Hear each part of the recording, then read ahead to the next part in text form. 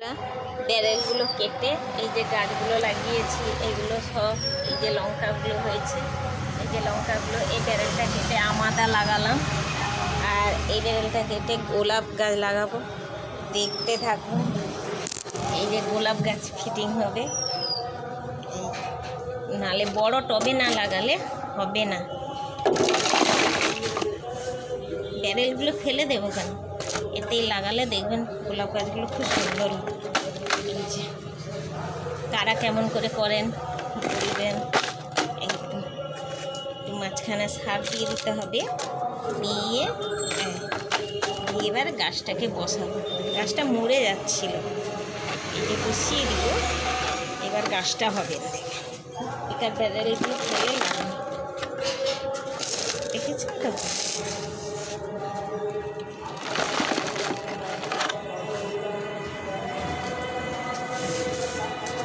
দেখতে থাকুন।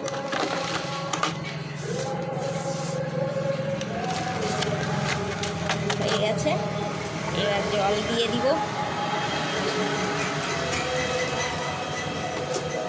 ঠিক আছে বন্ধুরা, গাছটা লাগিয়ে দিয়ে এই যে কালার করেছি, এরকম ব্যারেলগুলোই যদি কালার করে দিই কিছু মনে হবে না। এই যে সাদা আছে, আমি কালকে কালারগুলো করে দেব।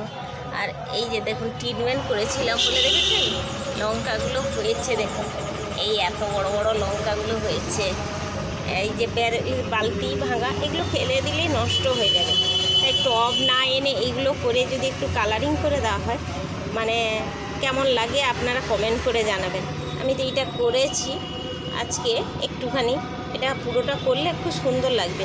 তাহলে কেমন করে কারা কেমন করেন আমাকে কমেন্ট করে জানাবেন। আমি তো এইভাবে করেছি, জানি না, করে ফেলেছি।